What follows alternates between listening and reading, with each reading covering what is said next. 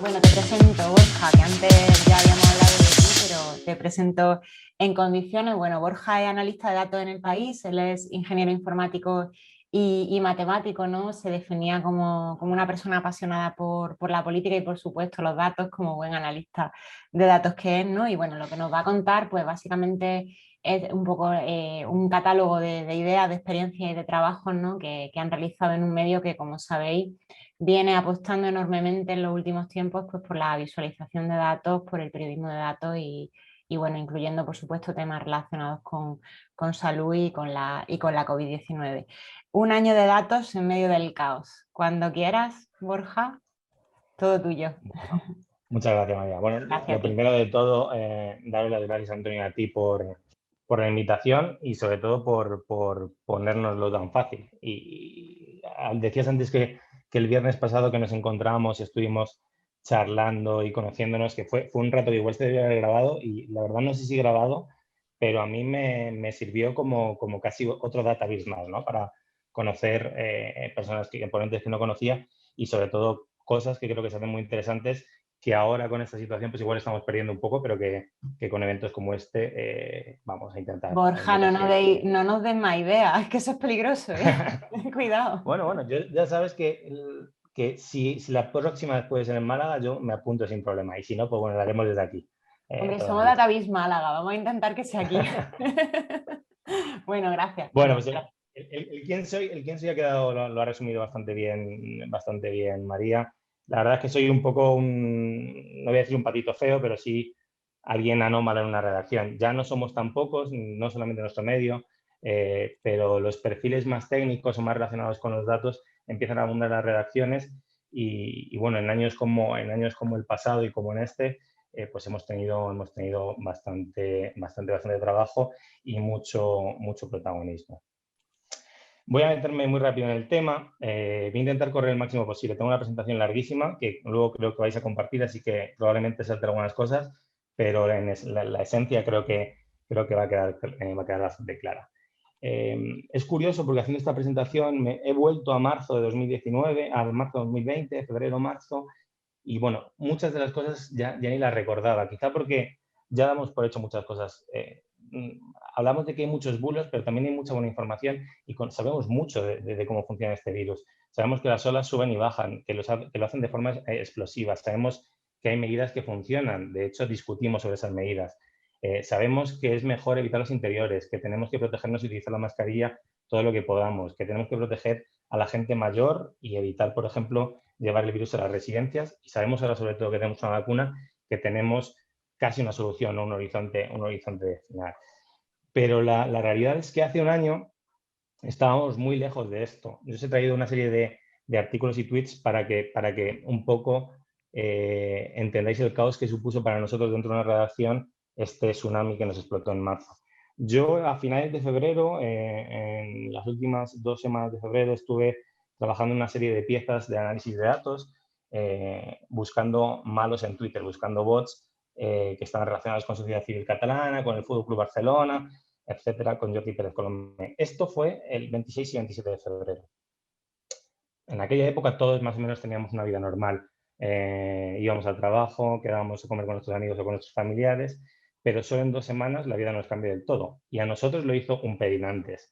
Si hablaba de antes de un tuit del día 27 de febrero, aquí os traigo uno del día 2 de mi compañero Kiko Llaneras, en los que ya empezaban a evaluar con datos cuál era la gravedad real de esta enfermedad. Porque si os acordáis al principio, incluso desde fuentes más o menos oficiales, llegó a decir que esto no era más que una gripe, que no nos debíamos preocupar mucho, tampoco protegernos en exceso, porque en realidad no era mucho peor que una gripe.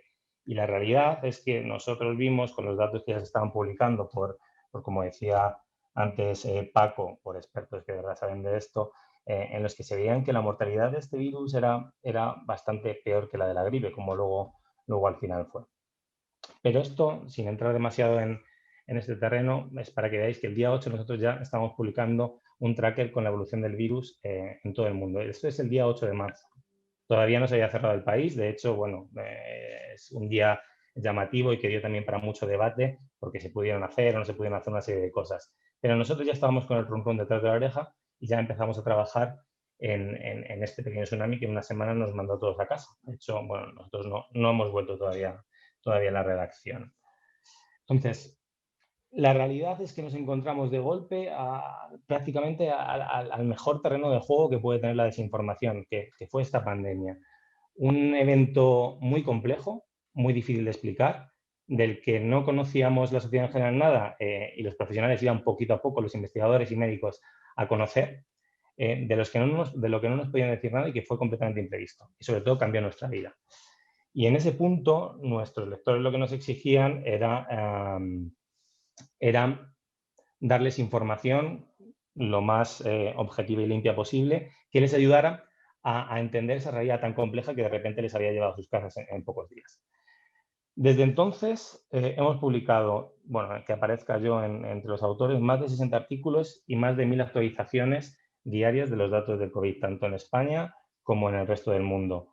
Digo que aparezca yo porque no nombraría en este caso todas las newsletters que han enviado también por su cuenta Kiko Llaneras, o que tuvo, por ejemplo, un vídeo diario en las peores semanas de abril y de mayo, en la que iba contando en píldoras de 10-15 minutos cómo iban evolucionando los datos.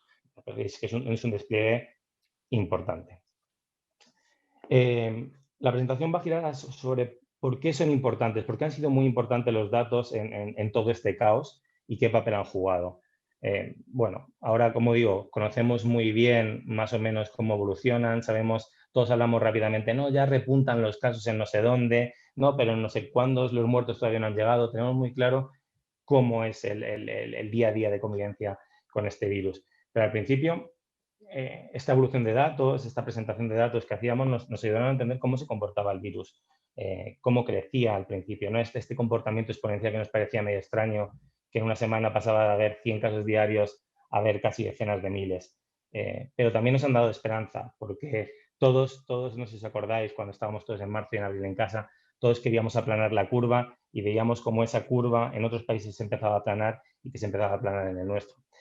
Y también, por último, nos han ayudado a protegernos, porque en esta comprensión de los datos hemos entendido cuándo las cosas estaban peor.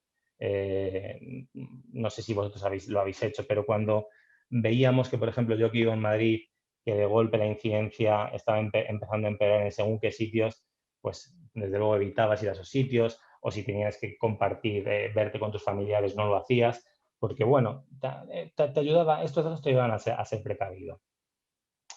Yendo muy rápido, porque ya os digo que tenéis aquí todos estos artículos, al principio nos ayudaron, nos permitieron contestar algunas preguntas difíciles y que daban lugar medio a esta especie de bulo. No sé si os acordáis al principio en marzo que decían que, bueno, que Alemania no contaba los muertos.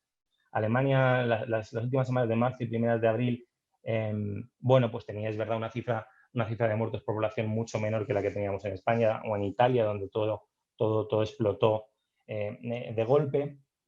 Y nosotros, viendo los datos y viendo cuánto habían tardado en llegar los muertos desde los primeros contagios en España y en Italia, pues lanzamos una serie de hipótesis que no pretendían ser verdad, pero simplemente una serie de hipótesis que pudieran explicar esta incertidumbre, que es que, bueno, probablemente el brote de Alemania comenzó más tarde, por tanto los muertos iban a tardar más en llegar, o cosas como que se estaba infectando en Alemania, o estaban al menos detectando infecciones en gente más joven, o sobre todo que tenían una mejor detección, que donde nosotros veíamos contagios en España que tardaban 10 días en materializarse en muertes, probablemente lo que no sabíamos es que estos contagios venían de mucho más atrás.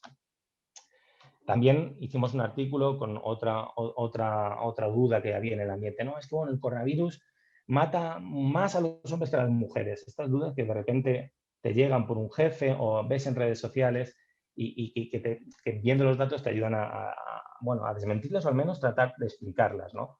En este caso, bueno, el coronavirus mata más a los hombres que a las mujeres y aquí si los médicos ven que meto la pata, por favor que me corten rápido. El coronavirus mata más a los hombres que a las mujeres, pues como casi todo lo demás.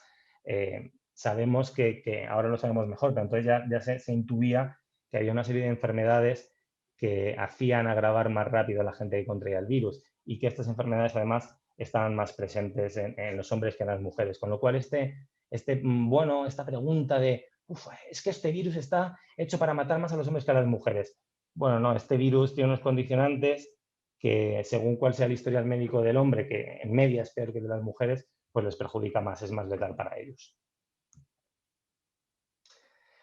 Bueno, por no enredarme mucho más, cosas como cuando el virus explotó en las grandes ciudades, no sé si os acordáis de aquellas famosas, me acabo de acordar de aquella famosa declaración de la vicepresidenta del gobierno de las latitudes y las longitudes de Madrid, Lombardía y Nueva York.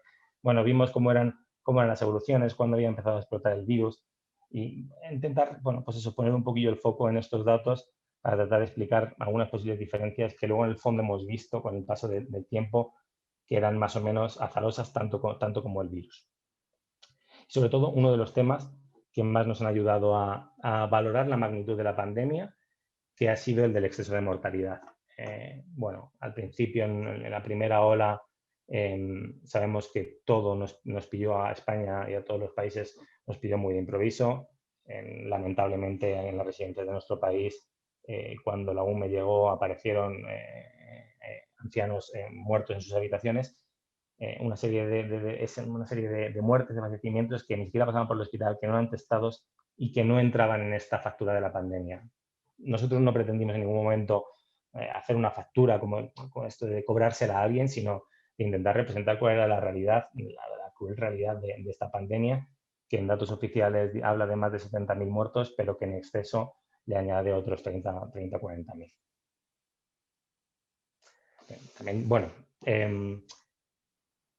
intentamos explicar también qué estaba pasando, porque en este mare magnum de sensaciones encerradas en casa no veíamos claramente que la realidad de este confinamiento, en el que con datos de movilidad vimos cómo 30 millones de españoles, 30 millones, se quedaban en casa diariamente y que otros, pues todos nuestros trabajadores esenciales o otra gente que tenía que por circunstancias salir, pues lo hacían, pero también lo hacían en más medida. Vimos dónde la gente había podido confinarse más y confinarse menos. Y esto de la movilidad es otro de los puntos que más hemos analizado con el paso de los meses, porque como todos sabemos, la movilidad y los contagios van muy aparejados. Esto nos ayudó a entender que, bueno, dos de las métricas importantes en junio, cuando teníamos este famoso debate de la desescalada, que fue un debate en el que ya los políticos empezaron medio a utilizar la pandemia como arma, en la que los datos se interpretaban de una forma o de otra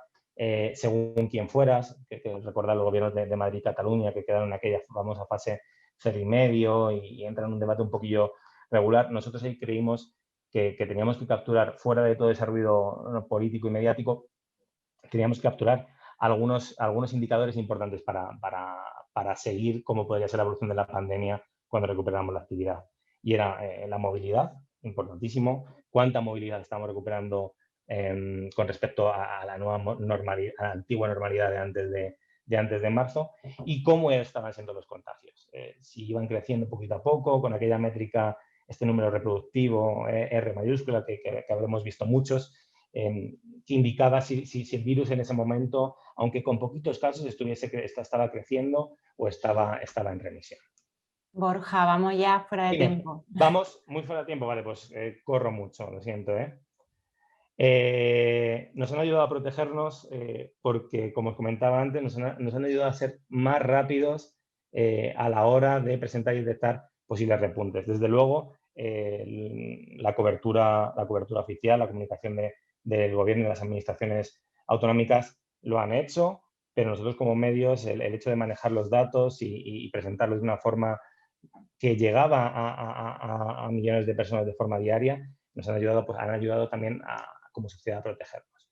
Y lo digo porque es importante que un medio tan generalista como el periódico, obviamente es una pandemia, nos ha golpeado a todos estamos pendientes de esto, pero durante el año pasado probablemente más de la mitad de las noticias más vistas del top 50 estaban relacionadas con la pandemia y sobre todo con el seguimiento de los datos.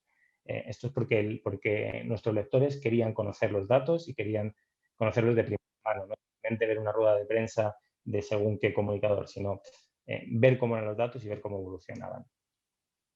Y ya termino muy brevemente con esta parte, que es una de las cosas que hemos hecho también, que es dar mucho la tabarra, mucho la tabarra con la importancia de estos datos. Sobre todo porque presento aquí muchos PDFs. Un año y pico después del inicio de la pandemia, seguimos pendientes de que todas las tardes, en una hora que no es determinada, que empezó siendo por la mañana, ahora es por la tarde, que los fines de semana no es, salvo en Semana Santa, que sí que fue el sábado, alguien cuelgue un PDF en una web del ministerio. Y entendemos que esto no solamente no está bien, podría ser mejorable, sino que ha dado lugar a muchos problemas. Series que se rompieron y que nunca se recuperaron, titulares de que ayer no hubo ningún muerto, cuando en realidad todos sabíamos que sí que los había habido. Pero sobre todo, y esto es una opinión personal, es un síntoma de cuál ha sido nuestra reacción ante la pandemia, ¿no? Una reacción a la pandemia con herramientas, quizá como recogía mi compañero Pico Llaneras, una pandemia del siglo XXI, una pandemia supermoderna en un mundo ultraglobalizado, del que ahora sabemos que aquí había muchos contagiados o que había hospitalizaciones con COVID en febrero, que sabemos que Japón o que Corea había importado gente desde España con el virus. En un mundo tan globalizado al que estamos llegando con herramientas, al menos informáticas, o de recopilación de datos, que es un poco lo que nos une aquí a todos, quizás anticuadas. Aquí la gran mayoría o muchos de vosotros trabajaréis en empresas, en departamentos de datos, quizás sepáis cuáles son las inversiones que hacen estas empresas en tener unos datos fiables, en tener unos datos que respondan rápido a problemas de negocio, y creemos que esto es todavía una asignatura pendiente, porque los datos no son un capricho, sino que creemos que forman parte también de la solución. Y disculpad por irme de tiempo. Me quedo con esa frase, los datos son parte de la solución. Y por cierto, aprovecho, ya que mencionaba a Kiko Llanera, imagino que la mayoría de los que nos están siguiendo lo conocerán, pero si no, para recomendar su estupendo newsletter y bueno, por supuesto el resto del trabajo que hacéis, ¿no?